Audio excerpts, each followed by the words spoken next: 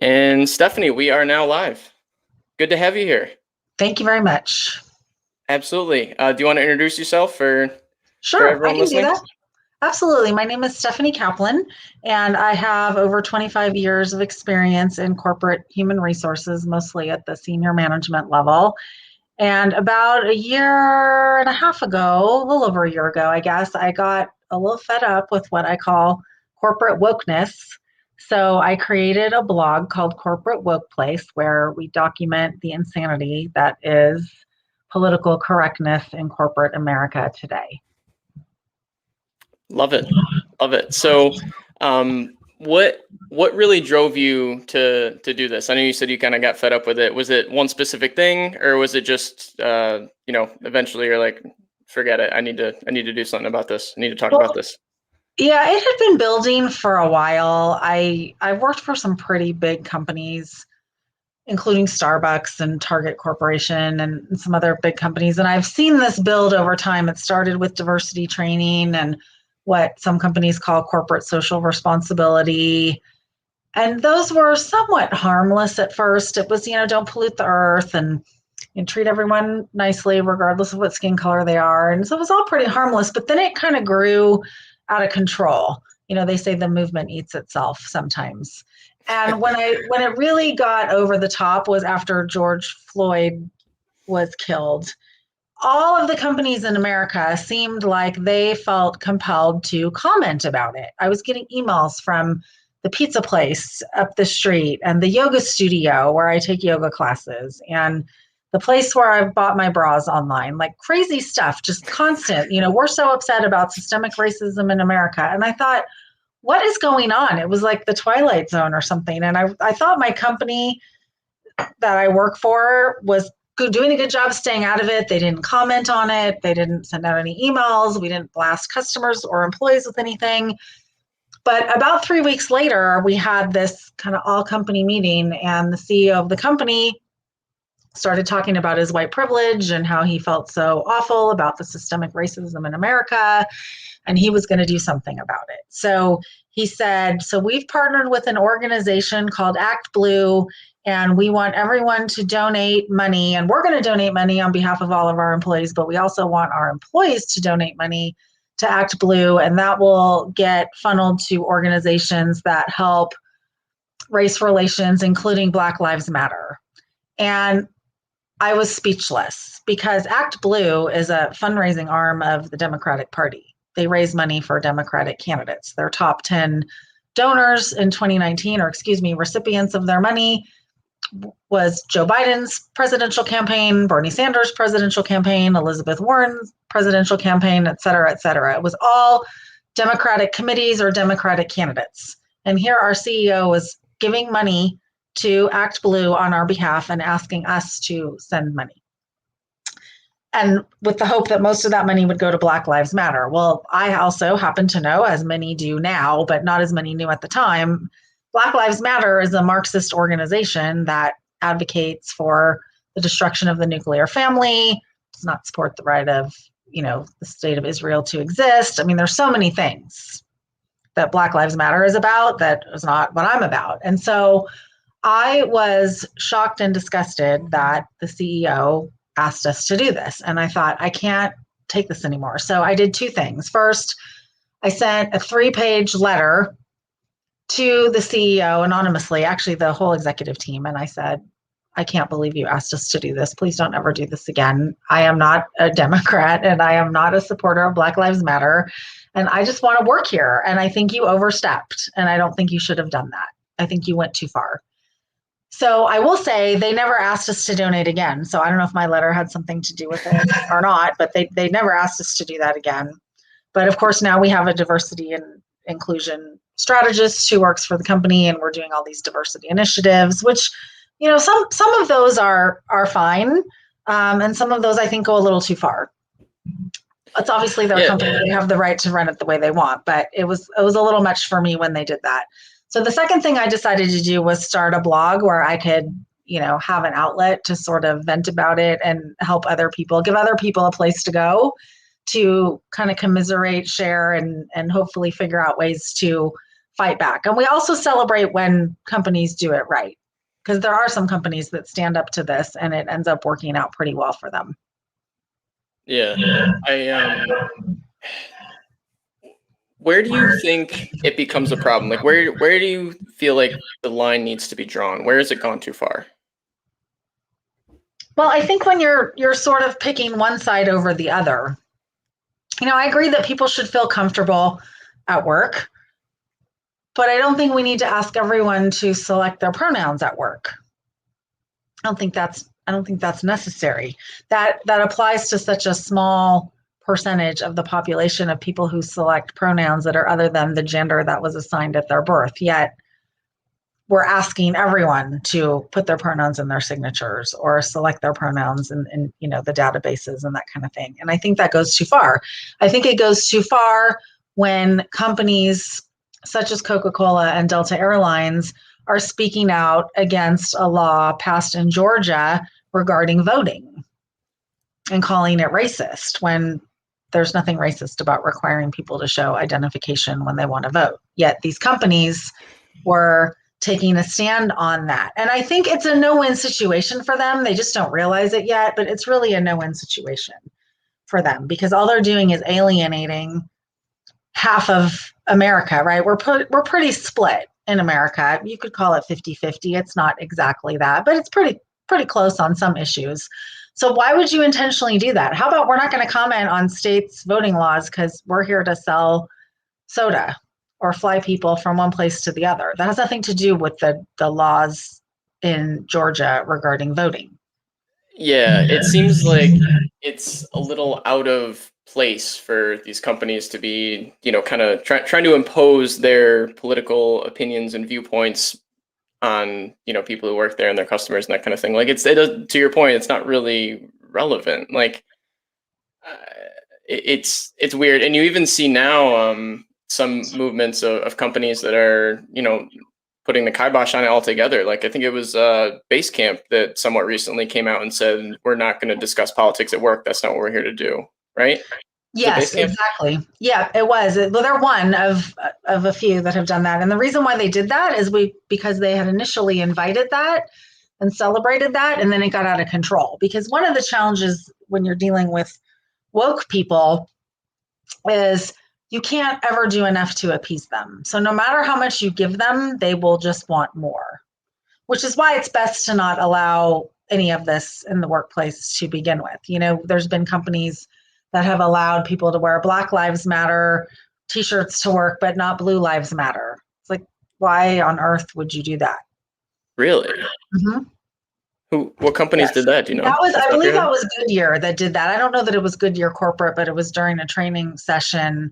They said, they were doing diversity training and they said, Black Lives Matter is okay because everyone agrees with that, which everyone does agree that Black Lives Matter, except for, racists and crazy people, Sure. But that's just a minority, right? But Blue Lives Matter was considered political because it was supporting the police, which has become political. So this is the kind of stuff that's happening and you cannot ever win. And these companies are starting to learn that, but it's very slow. And a lot of them are digging in further and haven't learned yet. And United's a pretty good example of that.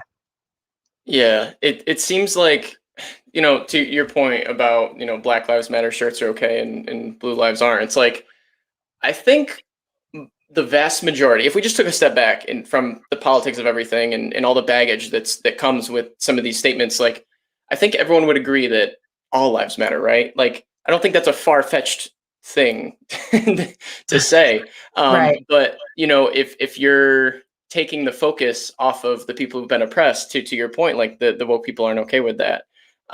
It's very strange how, like you said, then they can never be satisfied. Like there's always something else. We've always got to do more. There's always, it's like they can't grasp the fact that on some level, like life isn't fair. Like if everything was completely even, Steven, square and fair, and like there would, like we'd all be gray blobs. Like that's just not how things are. Like nature is asymmetrical in and of itself. Like can you imagine if all the trees in the world had to be the same height? Like Right. That's just not that's not how things work, man. It's it's very weird to see, and I don't know. It makes me wonder, like, where it came from, and I do have theories on that, like, because I think a lot of these people are well intended. I think most of them are well intended. I mentioned Cassandra Spencer was on the show, and I asked her about, do you think people are malicious in some of this stuff, or if they're actually well intended? And she said she thinks that people higher up that are driving a lot of these um, initiatives, let's say, are a little bit more malicious, whereas the people that are carrying them out and carrying the picket signs and all of this, and throwing bricks through windows, are just useful idiots, is what she called Yes. them. I thought that was an interesting point. But in terms of where it comes from, I'm curious to hear what your thoughts are on this. But it seems to me like this is this strange ideological counterweight to the wrongdoings of organizations that existed in the past, like in institutions that existed in the past, like slavery, KKK, Sure. things like this. But we've moved away from those things, and rightfully so. They were wrong, but it's like we're trying to fix racism with more racism, like where we're shunning whiteness or white people. You see the book White Fragility, Catch All the Rage, and it just seems like you're like, it's like some of these people maybe haven't ever learned the principle that two wrongs don't make a right. Like, that's my kind of perception of it. I'm curious to hear what your thoughts are. Well, I think there's a lot of factors. The first is it goes back to the classic, dichotomy of individualism versus collectivism, where some people feel like they have this inherent duty. Collectivists, it's all about the collective, which isn't a bad thing as long as it's not at the expense of the individual, right? And that's the problem, is you can't really have both. You can't have individualism and collectivism sit in the same society. And that's what we have, right? I think you have the ideological left are more collectivist. They want to do what's right for society, even if that means paying more taxes, giving up more liberties, all of those things. Where you have more of the right ideology is more about, I would like my individual liberties and please leave me alone. And I won't bother you. As long as I don't bother you, please don't bother me. I'm obviously oversimplifying, right, the concepts, Sure. but in essence, that's kind of what it is. And so I actually, in my master's thesis many years ago, I wrote about how, the self-help books today are really just, one of those two sides. They either focus on individualism or they focus on collectivism. And I was doing it through the lens of self-help books at that time. This was quite a number of years ago, but it's the same thing. And I think that's what you're seeing in the ideologies. Yes, you have White Fragility, which is a very popular, unfortunately popular book that I think has, not made our society better, right? Because it focuses on how race is the most important thing and how you're racist no matter what. And if you're white, but there's also another book that was written by a Black man named Shelby Steele called White Guilt. And it describes the phenomenon that we're dealing with perfectly, is that you have successful white people who feel guilty. Not that they have any reason to feel guilty, but they feel guilty and they feel like they need to do something. And so they latch on to these, Black Lives Matter organizations or causes or things and think that they're doing something positive.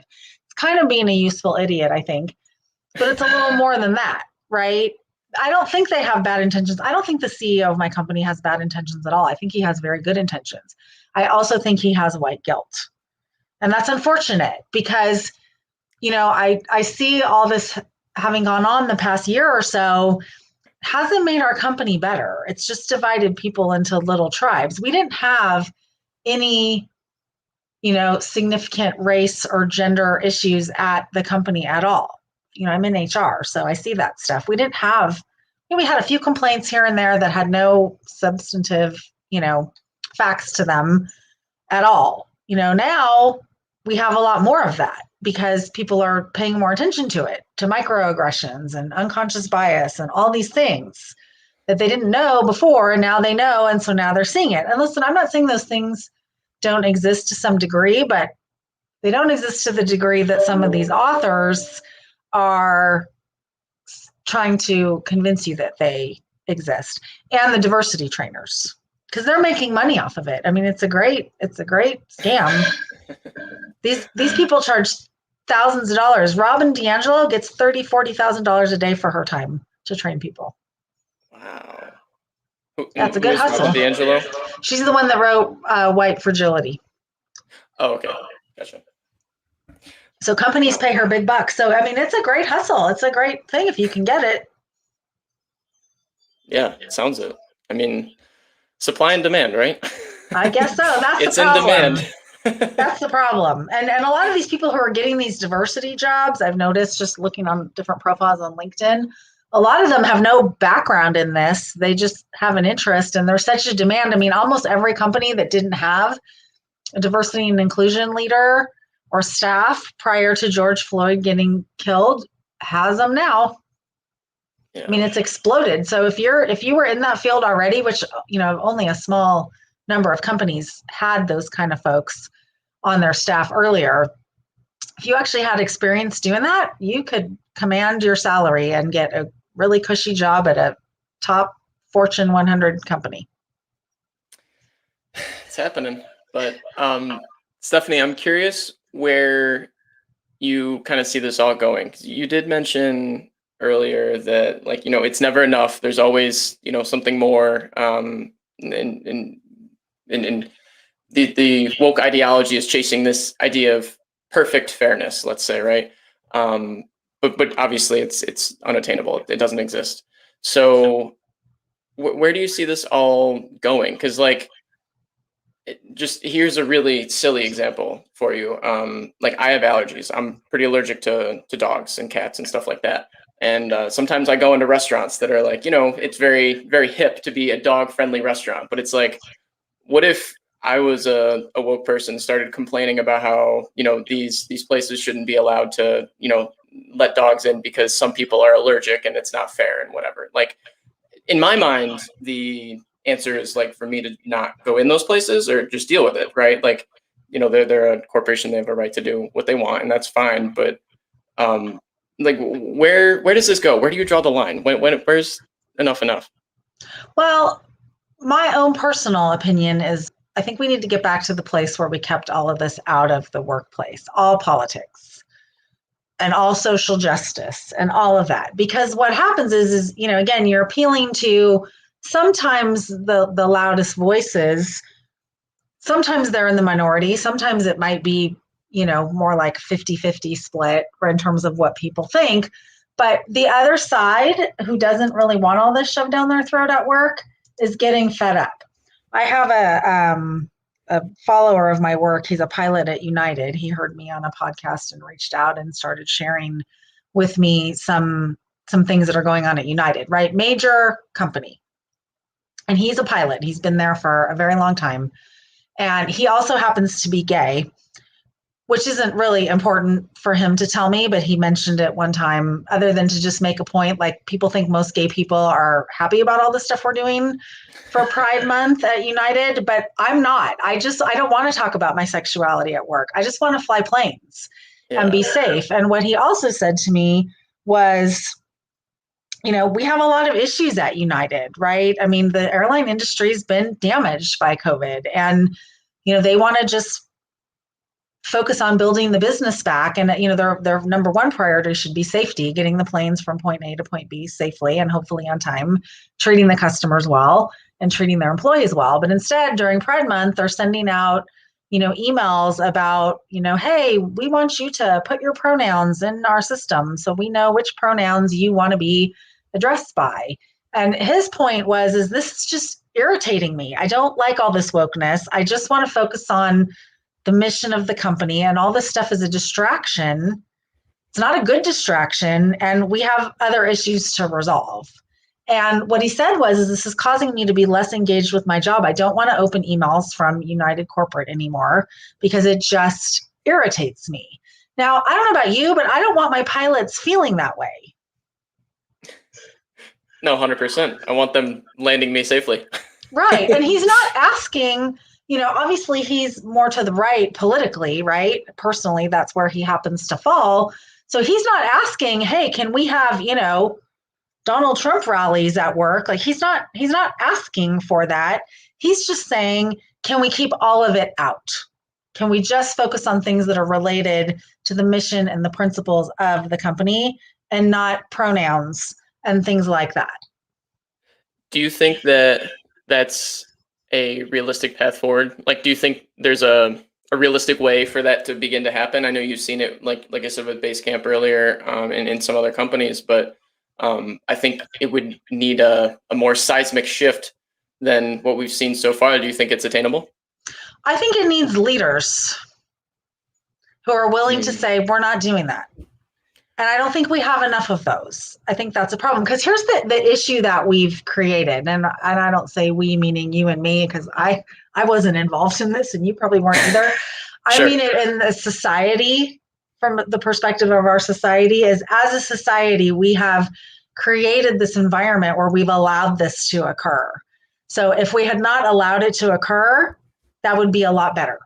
Getting rid of it is not going to be easy because we've been teaching, at college campuses, we've been teaching these kids that your voice matters and this is important and white people are racist and America's, founded in slavery and bigotry and founded on stolen land. I mean, and we're teaching K through 12 that too. So what I think is going to happen is you're going to have, and this is just a prediction, I don't know for sure, I think you're going to have some companies that are not going to be able to let this go because their leaders will continue to embrace it because it's so deeply embedded. But then I think you'll have companies like Basecamp, also like Goya Foods, who their CEO stood up to that too and said, we're not playing that game. What happened was, this was a year or two ago, the CEO was invited to speak at the White House when Donald Trump was still president. He was invited to attend some kind of Hispanic White House Business Initiative event, something like that.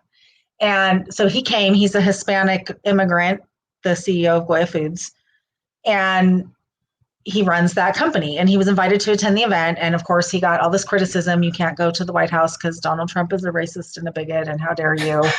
And, they went berserk, right? And they tried to cancel him. And he stood up and he said, I'm going.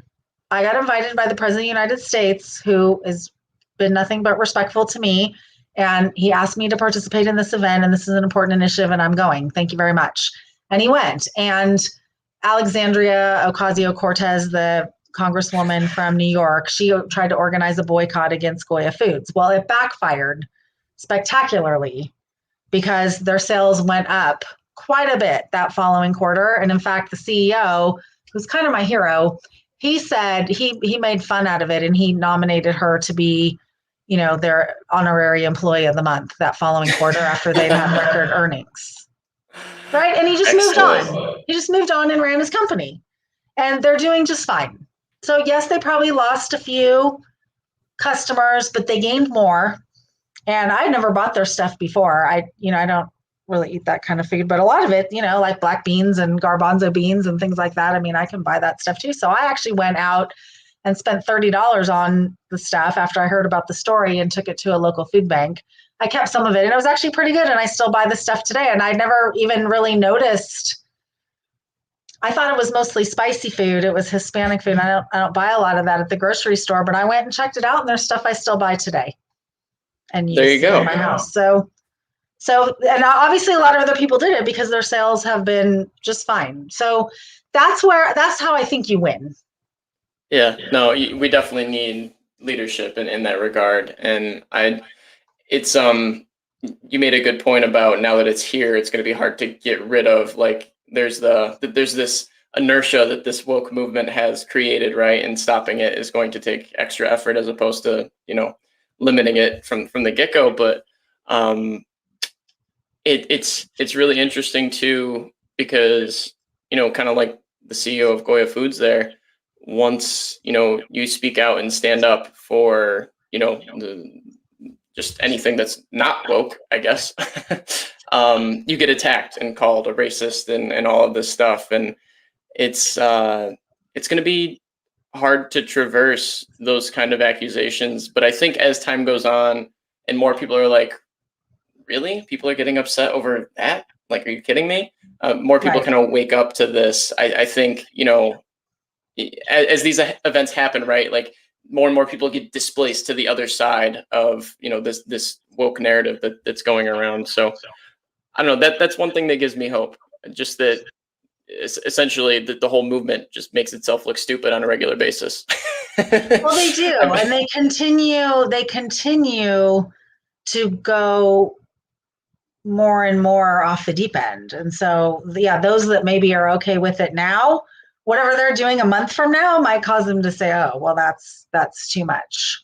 So, I think the only way is to stand up. Now, I have also heard some theories that, what we're doing is we're kind of creating two economies. You're going to have kind of woke companies and unwoke companies, and people will choose to work for and or do business with the appropriate companies, and that kind of, or with the respective companies, I should say. And I see that a little bit, especially with this cancel culture. You have companies like MailChimp and certain banks wanting to cancel conservative groups' accounts. You have, the NRA, people didn't want to give them a bank account. They had several banks say, we're not going to host your account. The NRA hasn't broken any laws that I'm aware of.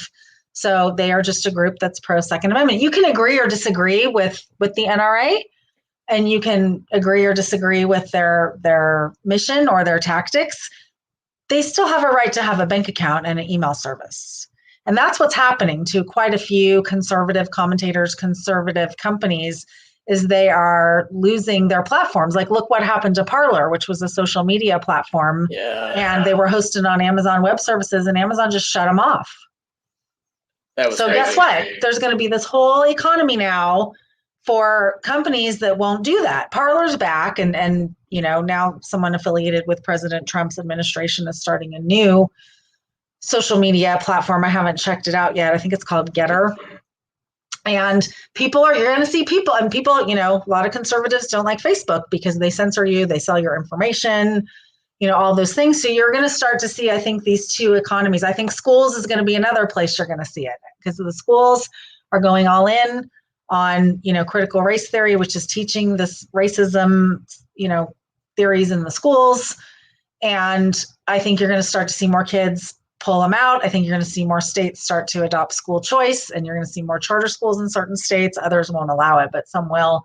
And I think you're going to start to see two educational systems too. It's going to take a while, but if people don't pull it back to the center, I think that's where we're headed. And I think that's where we're headed in certain areas either way, because I've seen it already. Payment platforms, email platforms, banks, hosting services, mail services, all of these things. Yeah. You're finding new companies pop up that say, and social media, we support free speech. We're not going to kick you off for having an opinion that we don't like. Yeah, I think you're dead on about that. And I think there's also hope, though, in the fact that, MailChimp, for example, denying conservative people accounts or what have you, because I have heard about that as well. In fact, I was telling you about Cassandra Spencer. I don't think she could get a MailChimp account. Speaking of, and I think that's just going to drive down the demand for those platforms, and they're either going to have to change their policy or they're just going to get beat out. Like, right. I think that the free market will kind of weed those things out over time. At least I'm hopeful anyway. I think so too. It does take time. Yeah, but it's happening. 100%. Yeah, it's happening already. Yeah, the educational systems are a whole nother ball of wax, though. I mean, obviously, the whole social justice movement is firmly rooted into the university systems. I think for that to change is going to take a lot more time compared to some of these other things. Yep, agreed. Yeah. That's a whole nother discussion, probably. Yeah, well, we might have to save that one for another podcast. Stephanie. Yes.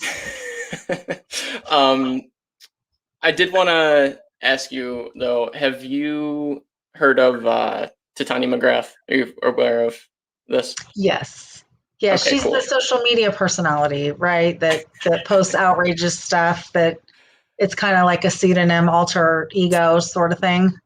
Yes, Andrew Doyle, comedian, created it as just a fake account to essentially, poke fun at a lot of this woke ideology and draw things to an extreme in a very satirical way. And I think there's a lot of hope in some of these satirical things, whether it be something like Titania McGrath or South Park, or things that just can kind of give you a different perspective on some of these issues versus the ones you get from your emails from your employer, like American Right. Airlines or the mainstream news or whatnot. Um, I think there's a lot of hope in those things. I'm curious to what you think about them. Yeah, I think I follow Titania McGrath on Twitter, and I did know that it was a parody account. Although I don't think I figured it out at first. I think it took, I mean, it didn't take me that long, but I think at first I was like, wow. But there's also Babylon Bee, which is a great site that has great articles that every once in a while someone will send something to me and I'll kind of, my jaw will drop on the floor and then I'll realize, oh wait, that's Babylon Bee. It's not actually not that bad. So yes, I think we've also got to bring back comedy. I mean, that's one of the things I've heard Adam Carolla say this. As comedians are like the temperature check of society, and we have to let them talk about stuff and let them say politically incorrect things and let them talk about race in a funny way. And if they provoke people, that's okay. That's a sign of a healthy society. And we've kind of muzzled some of the comedians, right? Chris Rock and Kevin Hart and some of these other people have had some issues because of things they've said in the past, and then they got canceled or lost hosting jobs or whatever. Mm-hmm. And Adam Carolla said this for a while. I've heard him. He's like, we got to bring comedy back and just let comedians be comedians and let them offend and let them say what they want, because then we can laugh about it and then we can connect over it, and then we can just like you said, not everyone and everything is equal. It's not how the world works. So yes, there are differences. Now people shouldn't make completely racist remarks, but they do have the right to if they want to. There is still free speech. It doesn't mean it's a kind thing to say or an appropriate thing to say, and obviously in certain environments it shouldn't be allowed, but comedians should be allowed to be comedians. Yeah, and we're not really letting them do that right now, so I'm hoping that comes back a little bit. Yeah, 100%. Comedy kind of leads things. There's a interesting point of view from a comic, actually, Ari Shafir. He has said, I think it was a year or two ago, and so now it's even better. He said, though, now is a great time to be in comedy because it's dangerous. And like almost like pushing that envelope was just something he thrives on, and that quite frankly, I think a lot of people who listen to comedy and can laugh at things thrive on as well. So I think there's definitely a hope for that, and but we can't censor these people, and we need to let them say things. We need to be able to laugh. We need to be able to connect over laughter like that, and especially just because some of the things are just so hypocritical in the first place. Like, I mean, you look at, and on both sides, to be fair, like, everyone has their own hypocrisies. Sure.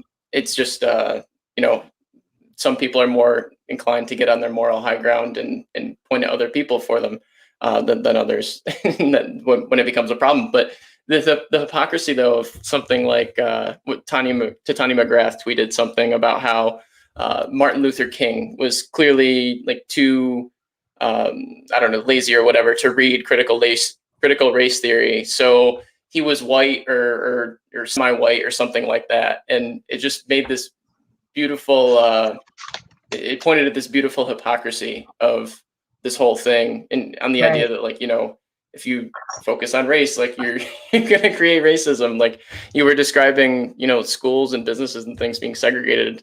And it seems like we're going back in time in a sense. We are. Yeah. A lot of diversity training sessions are separated by race, white people in this room and people of color in this room, which that's amazing to me that we're in the year 2021 and we're still doing that. I mean, I can't believe it, but it's happening. Yeah. It'll be interesting to see how it plays out, but I don't know. I think that, you mentioned comedy and some of this satire, the Babylon Bee, Titania McGrath.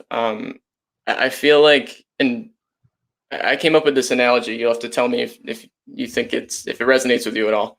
That we're like, in a sense, we're like frogs in a boiling pot or almost boiling pot of woke water. And it seems like, the temperature in the water is getting turned up and we're not realizing it. Well, some of us are over time, but a lot of the culture is not. But it seems like things like things like Titania McGrath, South Park comedy that pushes the envelope is, in a sense, turning up the heat very fast and making people realize what's going on. And I don't know, does that resonate with you at all?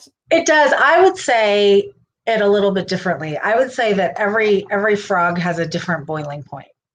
Yes, that's fair. So what's boiling to you might not be boiling to me. And then at some point, I'm going to jump out of the water and say I've had enough. And some people will just live there forever. And I think that's a small minority of people. But others, I remember it was about a month or two ago, Coca-Cola, there was some kind of investigative reporting, whistleblowing going on that they had some training telling their employees to be less white. That was how you could fix this, is be less white. And they meant like be less arrogant, be less whatever. And it was all these things that you were supposed to do to be less white. Well, that got out. It wasn't even a Coca-Cola internal training, but it was a training session that they licensed from LinkedIn Training, designed by Robin DiAngelo, the author of White Fragility. But the Coca-Cola employees were, given this in their library. So Coca-Cola licenses this library and their employees have access to it. So it was ascribed to them, which, they did do that. So they do deserve a little bit of heat for that. And that got out, and that caused some people who hadn't seen anything wrong before to go, okay, wait a minute, that's not okay. Right. And so there's things like that all the time.